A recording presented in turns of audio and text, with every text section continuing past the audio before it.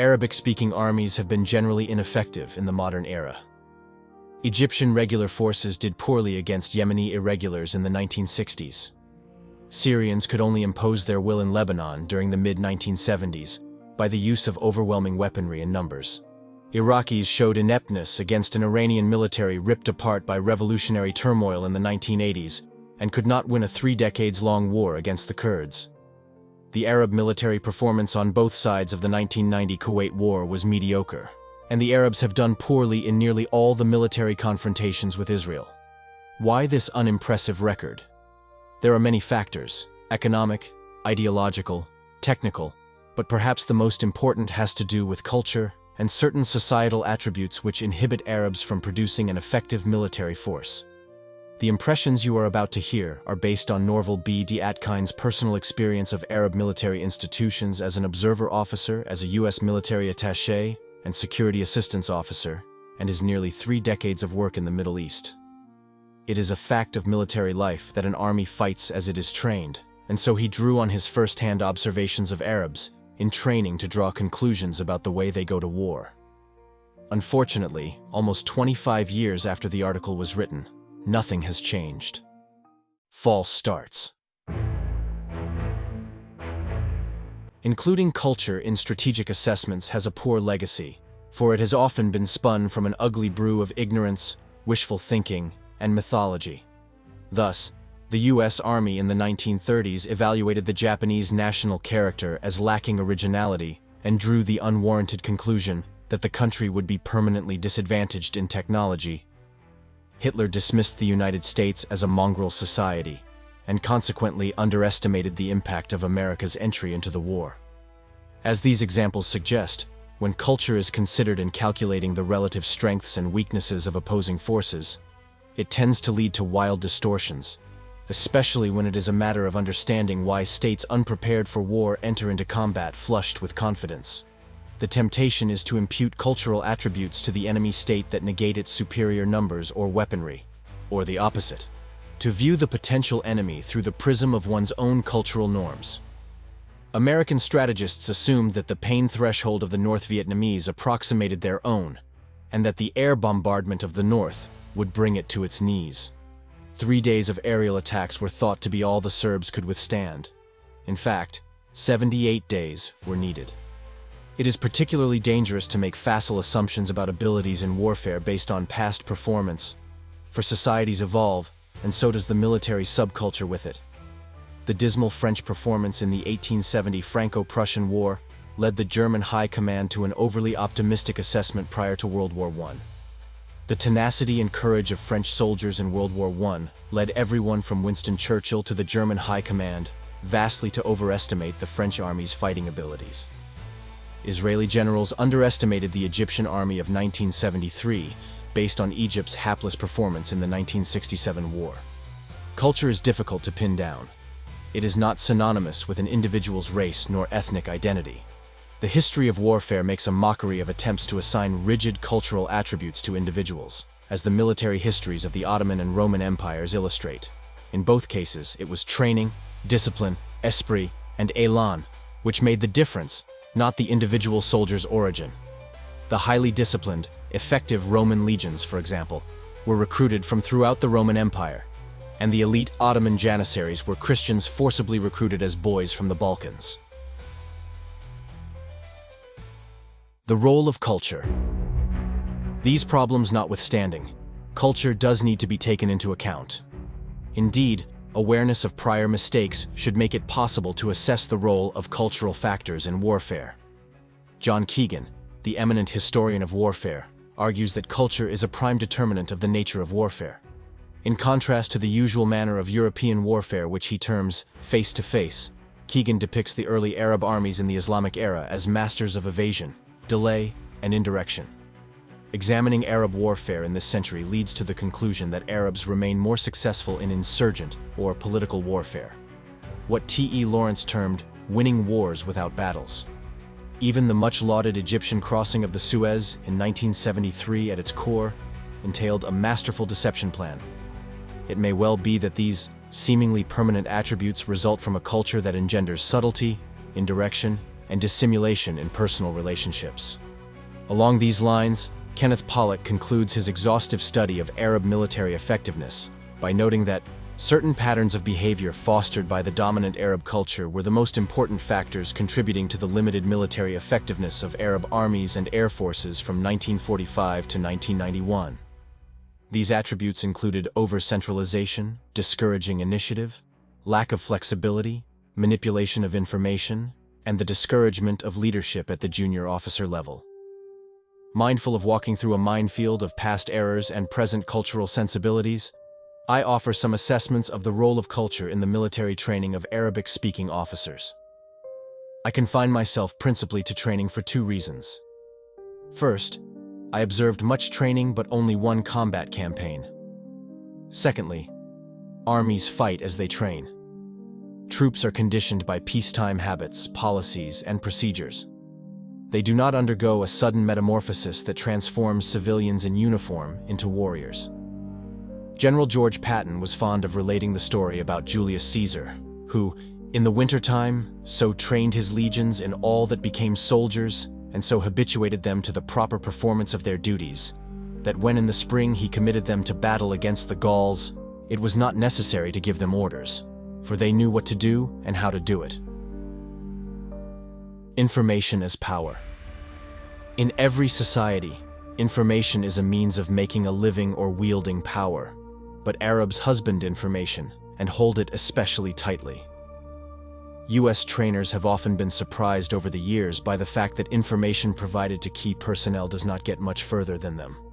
Having learned to perform some complicated procedure, an Arab technician knows that he is invaluable so long as he is the only one in a unit to have that knowledge.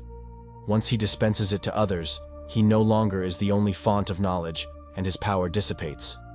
This explains the commonplace hoarding of manuals, books, training pamphlets, and other training or logistics literature. On one occasion, an American mobile training team working with armor in Egypt at long last received the operators' manuals that had laboriously been translated into Arabic. The American trainers took the newly minted manuals straight to the tank park and distributed them to the tank crews. Right behind them, the company commander, a graduate of the Armor School at Fort Knox and specialized courses at the Aberdeen Proving Grounds Ordnance School, collected the manuals from the crews. Questioned why he did this, the commander said that there was no point in giving them to the drivers because enlisted men could not read. In point of fact, he did not want enlisted men to have an independent source of knowledge. Being the only person who can explain the fire control instrumentation or boresight artillery weapons brings prestige and attention. In military terms, this means that very little cross-training is accomplished, and that, for instance, in a tank crew, the gunners, loaders, and drivers might be proficient in their jobs, but are not prepared to fill in for a casualty. Not understanding one another's jobs also inhibits a smoothly functioning crew. At a higher level, it means there is no depth in technical proficiency. Education problems. Training tends to be unimaginative, cut and dried, and not challenging. Because the Arab educational system is predicated on rote memorization, officers have a phenomenal ability to commit vast amounts of knowledge to memory. The learning system tends to consist of on-high lectures, with students taking voluminous notes and being examined on what they were told. It also has interesting implications for foreign instructors. For example, his credibility is diminished if he must resort to a book. The emphasis on memorization has a price, and that is in diminished ability to reason or engage in analysis based upon general principles. Thinking outside the box is not encouraged. Doing so in public can damage a career. Instructors are not challenged, and neither, in the end, are students. Head-to-head competition among individuals is generally avoided, at least openly, for it means that someone wins and someone else loses, with the loser humiliated. This taboo has particular import when a class contains mixed ranks. Education is in good part sought as a matter of personal prestige, so Arabs in U.S. military schools take pains to ensure that the ranking member, according to military position or social class, scores the highest marks in the class. Often this leads to sharing answers in class, often in a rather overt manner, or junior officers concealing scores higher than their superiors. American military instructors dealing with Middle Eastern students learn to ensure that, before directing any question to a student in a classroom situation, particularly if he is an officer, the student does possess the correct answer. If this is not assured, the officer will feel he has been set up for public humiliation. Furthermore, in the often paranoid environment of Arab political culture, he will believe this setup to have been purposeful. This student will then become an enemy of the instructor, and his classmates will become apprehensive about their also being singled out for humiliation, and learning becomes impossible. Officers versus soldiers. Arab junior officers are well trained on the technical aspects of their weapons and tactical know-how, but not in leadership, a subject given little attention. For example, as General Saad ash-Shazli, the Egyptian chief of staff, noted in his assessment of the army he inherited prior to the 1973 war, they were not trained to seize the initiative or volunteer original concepts or new ideas. Indeed, leadership may be the greatest weakness of Arab training systems. This problem results from two main factors: a highly accentuated class system bordering on a caste system, and lack of a non-commissioned officer development program. Most Arab officers treat enlisted soldiers like subhumans. When the winds in Egypt one day carried biting sand particles from the desert during a demonstration for visiting US dignitaries, I watched as a contingent of soldiers marched in and formed a single rank to shield the Americans. Egyptian soldiers, in other words, are used on occasion as nothing more than a windbreak. The idea of taking care of one's men is found only among the most elite units in the Egyptian military. On a typical weekend, officers in units stationed outside Cairo will get in their cars and drive off to their homes, leaving the enlisted men to fend for themselves by trekking across the desert to a highway and flagging down buses or trucks to get to the Cairo rail system. Garrison cantonments have no amenities for soldiers. The same situation, in various degrees, exists elsewhere in the Arabic-speaking countries, less so in Jordan, even more so in Iraq and Syria. The young draftees who make up the bulk of the Egyptian army hate military service for good reason and will do almost anything, including self-mutilation, to avoid it. In Syria, the wealthy buy exemptions or, failing that, are assigned to non-combatant organizations. As a young Syrian told me, his musical skills came from his assignment to a Syrian army band where he learned to play an instrument. In general, the militaries of the Fertile Crescent enforce discipline by fear. In countries where a tribal system still is in force, such as Saudi Arabia, the innate egalitarianism of the society mitigates against fear as the prime motivator, so a general lack of discipline pervades. The social and professional gap between officers and enlisted men is present in all armies, but in the United States and other Western forces, the non-commissioned officer NCO Corps bridges it. Indeed, a professional NCO Corps has been critical for the American military to work at its best. As the primary trainers in a professional army, NCOs are critical to training programs and to the enlisted men's sense of unit esprit. Most of the Arab world either has no NCO Corps or it is non-functional, severely handicapping the military's effectiveness. With some exceptions, NCOs are considered in the same low category as enlisted men, and so do not serve as a bridge between enlisted men and officers. Officers instruct, but the wide social gap between enlisted man and officer tends to make the learning process perfunctory, formalized, and ineffective. The show and tell aspects of training are frequently missing because officers refuse to get their hands dirty and prefer to ignore the more practical aspects of their subject matter, believing this below their social station. A dramatic example of this occurred during the Gulf War when a severe windstorm blew down the tents of Iraqi officer prisoners of war. For 3 days they stayed in the wind and rain, rather than be observed by enlisted prisoners in a nearby camp working with their hands. The military price for this is very high. Without the cohesion supplied by NCOs, units tend to disintegrate in the stress of combat.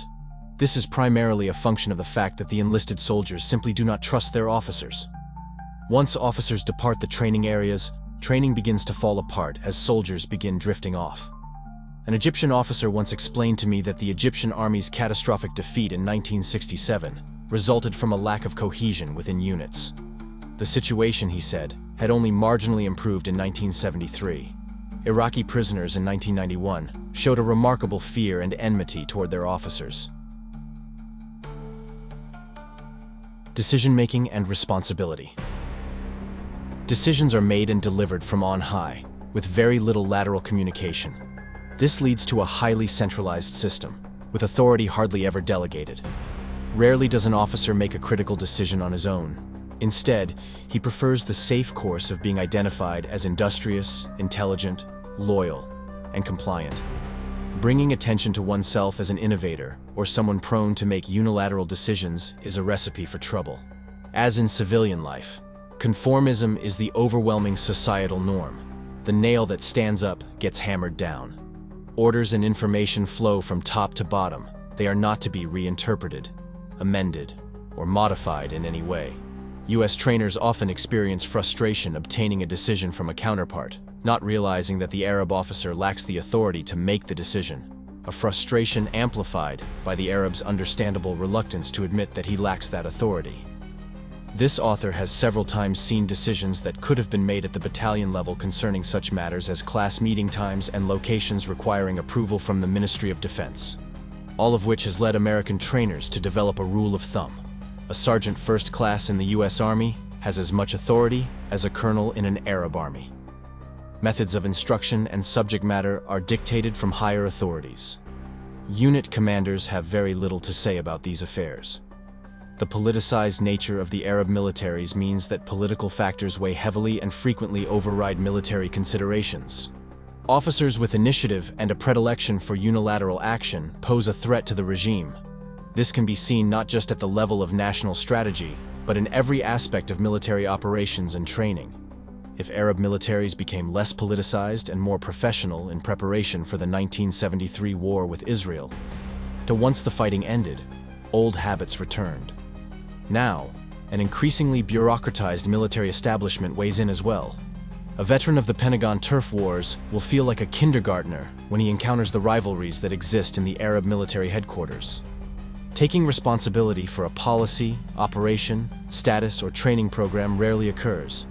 U.S. trainers can find it very frustrating when they repeatedly encounter Arab officers placing blame for unsuccessful operations or programs on the U.S. equipment or some other outside source. A high rate of non-operational U.S. equipment is blamed on a lack of spare parts, pointing a finger at an unresponsive U.S. supply system, despite the fact that American trainers can document ample supplies arriving in country and disappearing in a malfunctioning supply system. Such criticism was never caustic or personal, and often so indirect and politely delivered that it wasn't until after a meeting that oblique references were understood. This imperative works even at the most exalted levels. During the Kuwait War, Iraqi forces took over the town of Khafji in northeast Saudi Arabia after the Saudis had evacuated the place. General Khalid bin Sultan, the Saudi ground forces commander, requested a letter from General Norman Schwarzkopf, stating it was the U.S. general who ordered an evacuation from the Saudi town. And in his account of the Khafji battle, General bin Sultan predictably blames the Americans for the Iraqi occupation of the town. In reality, the problem was that the light Saudi forces in the area left the battlefield. The Saudis were in fact outgunned and outnumbered by the Iraqi unit approaching Khafji, but Saudi pride required that foreigners be blamed. As for equipment, a vast cultural gap exists between the U.S. and Arab maintenance and logistics systems. The Arab difficulties with U.S. equipment are not, as sometimes simplistically believed, a matter of Arabs don't do maintenance, but something much deeper. The U.S. equipment and its maintenance are predicated on a concept of repair at the lowest level and therefore require delegation of authority. Without the needed tools, spare parts, or expertise available to keep equipment running and loath to report bad news to his superiors, the unit commander looks for scapegoats. All this explains why I many times heard in Egypt that U.S. weaponry is too delicate. I have observed many in-country U.S. survey teams. Invariably, hosts make the case for acquiring the most modern of military hardware and do everything to avoid issues of maintenance, logistics, and training. They obfuscate and mislead to such an extent that U.S. teams, no matter how earnest their sense of mission, find it nearly impossible to help. More generally, Arab reluctance to be candid about training deficiencies makes it extremely difficult for foreign advisors properly to support instruction or assess training needs. Combined arms operations. A lack of cooperation is most apparent in the failure of all Arab armies to succeed at combined arms operations. A regular Jordanian army infantry company, for example, is man for man as good as a comparable Israeli company. At battalion level, however, the coordination required for combined arms operations, with artillery, air, and logistics support, is simply absent. Indeed, the higher the echelon, the greater the disparity. This results from infrequent combined arms training. When it does take place, it is intended to impress visitors, which it does. The dog and pony show is usually done with uncommon gusto and theatrical talent, rather than provide real training. This problem results from three main factors. First, the well-known lack of trust among Arabs for anyone outside their own family adversely affects offensive operations. Exceptions to this pattern are limited to elite units, which throughout the Arab world have the same duty, to protect the regime rather than the country. In a culture in which almost every sphere of human endeavor, including business and social relationships, is based on a family structure, this orientation is also present in the military, particularly in the stress of battle. Offensive action basically consists of fire and maneuver. The maneuver element must be confident that supporting units or arms are providing covering fire. If there is a lack of trust in that support, getting troops moving forward against dug-in defenders is possible only by officers getting out front and leading, something that has not been a characteristic of Arab leadership. Second, the complex mosaic system of peoples creates additional problems for training, as rulers in the Middle East make use of the sectarian and tribal loyalties to maintain power. The Alawi minority controls Syria, East Bankers control Jordan, Sunnis control Iraq, and Nejdis control Saudi Arabia. This has direct implications for the military, where sectarian considerations affect assignments and promotions. Some minorities, such the Circassians in Jordan or the Druze in Syria, tie their well-being to the ruling elite and perform critical protection roles. Others, such as the Shia of Iraq, are excluded from the officer corps. In any case, the assignment of officers based on sectarian considerations works against assignments based on merit. The same lack of trust operates at the interstate level, where Arab armies exhibit very little trust of each other, and with good reason. The blatant lie Gamal Abdel Nasser told King Hussein in June 1967 to get him into the war against Israel, that the Egyptian Air Force was over Tel Aviv, when most of its planes had been destroyed, was a classic example of deceit. Sadat's disingenuous approach to the Syrians to entice them to enter the war in October 1973 was another. He told them that the Egyptians were planning total war, a deception which included using a second set of operational plans intended only for Syrian eyes. With this sort of history, it is no wonder that there is very little cross or joint training among Arab armies and very few command exercises. During the 1967 war, for example, not a single Jordanian liaison officer was stationed in Egypt, nor were the Jordanians forthcoming with the Egyptian command. Third, Middle Eastern rulers routinely rely on balance of power techniques to maintain their authority. 30. They use competing organizations, duplicate agencies, and coercive structures dependent upon the ruler's whim. This makes building any form of personal power base difficult, if not impossible, and keeps the leadership apprehensive and off balance, never secure in its careers or social position. The same applies within the military. A powerful chairman of the Joint Chiefs is inconceivable. Joint commands are paper constructs that have little actual function. Leaders look at joint commands, joint exercises, combined arms, and integrated staffs very cautiously. For all Arab armies are a double-edged sword. One edge points toward the external enemy and the other toward the capital. The land forces are at once a regime maintenance force and threat at the same time. No Arab ruler will allow combined operations or training to become routine. The usual excuse is financial expense. But that is unconvincing given their frequent purchase of hardware whose maintenance costs they cannot afford. In fact, combined arms exercises and joint staffs create familiarity, soften rivalries, erase suspicions, and eliminate the fragmented competing organizations that enable rulers to play off rivals against one another. Politicians actually create obstacles to maintain fragmentation. For example, obtaining aircraft from the Air Force for Army airborne training, whether it is a joint exercise or a simple administrative request for supportive training, must generally be coordinated by the heads of services at the Ministry of Defense. If a large number of aircraft are involved, this probably requires presidential approval. Military coups may be out of style, but the fear of them remains strong. Any large-scale exercise of land forces is a matter of concern to the government and is closely observed. particularly if live ammunition is being used. In Saudi Arabia, a complex system of clearances required from area military commanders and provincial governors, all of whom have differing command channels to secure road convoy permission, obtaining ammunition, and conducting exercises, means that in order for a coup to work, it would require a massive amount of loyal conspirators. Arab regimes have learned how to be coup-proof. Security and paranoia. Arab regimes classify virtually everything vaguely military.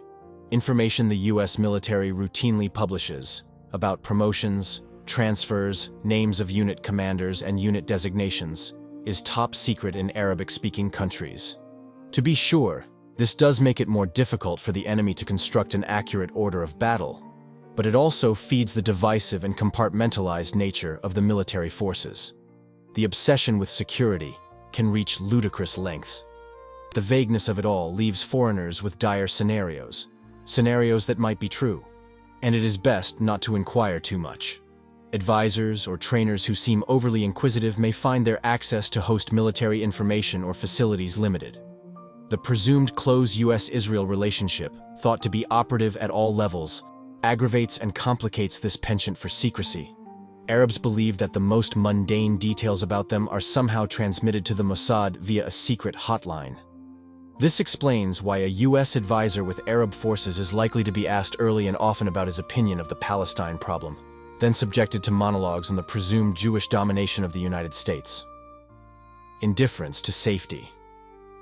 In terms of safety measures, there is a general laxness, a seeming carelessness and indifference to training accidents, many of which could have been prevented by minimal efforts. To the, perhaps overly, safety-conscious Americans, Arab societies appear indifferent to casualties and show a seemingly lackadaisical approach to training safety. There are a number of explanations for this.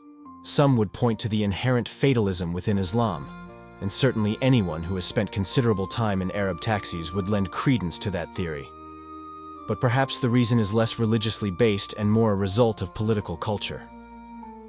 As any military veteran knows, the ethos of a unit is set at the top, or, as the old saying has it, units do those things well that the boss cares about. When the top political leadership displays a complete lack of concern for the welfare of its soldiers, such attitudes percolate down through the ranks. Exhibit A was the betrayal of Syrian troops fighting Israel in the Golan in 1967. Having withdrawn its elite units, the Syrian government knowingly broadcast the falsehood that Israeli troops had captured the town of Quneitra, which would have put them behind the largely conscript Syrian army still in position. The leadership took this step to pressure the great powers to impose a truce, though it led to a panic by the Syrian troops and the loss of the Golan Heights. Conclusion. It would be difficult to exaggerate the cultural gulf separating American and Arab military cultures. In every significant area, American military advisors find students who enthusiastically take in their lessons and then resolutely fail to apply them. The culture they return to, the culture of their own armies in their own countries, defeats the intentions with which they took leave of their American instructors. When they had an influence on certain Arab military establishments, the Soviets reinforced their clients' cultural traits far more than, in more recent years, Americans were able to. Like the Arabs, the Soviets' military culture was driven by political fears bordering on paranoia.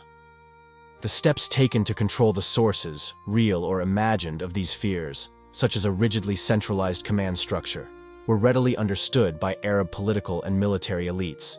The Arabs, too, felt an affinity for the Soviet officer class's contempt for ordinary soldiers and the Soviet military hierarchy's distrust of a well-developed, well-appreciated, well-rewarded NCO corps. Arab political culture is based on a high degree of social stratification, very much like that of the defunct Soviet Union, and very much unlike the upwardly mobile, meritocratic, democratic United States. Arab officers do not see any value in sharing information among themselves, let alone with their men. In this, they follow the example of their political leaders, who not only withhold information from their own allies, but routinely deceive them. Training in Arab armies reflects this. Rather than prepare as much as possible for the multitude of improvised responsibilities that are thrown up in the chaos of battle, Arab soldiers and their officers are bound in the narrow functions assigned them by their hierarchy. That this renders them less effective on the battlefield, let alone places their lives at greater risk, is scarcely of concern. Whereas, of course, these two issues are dominant in the American military culture and are reflected in American military training. Change is unlikely to come until it occurs in the larger Arab political culture, although the experience of other societies, including our own, suggests that the military can have a democratizing influence on the larger political culture, as officers bring the lessons of their training first into their professional environment, then into the larger society. It obviously makes a big difference, however, when the surrounding political culture is not only avowedly democratic, as are many Middle Eastern states, but functionally so. Until Arab politics begin to change at fundamental levels, Arab armies, whatever the courage or proficiency of individual officers and men, are unlikely to acquire the range of qualities which modern fighting forces require for success on the battlefield. For these qualities depend on inculcating respect, trust, and openness among the members of the armed forces at all levels. And this is the marching music of modern warfare that Arab armies, no matter how much they emulate the corresponding steps, do not want to hear.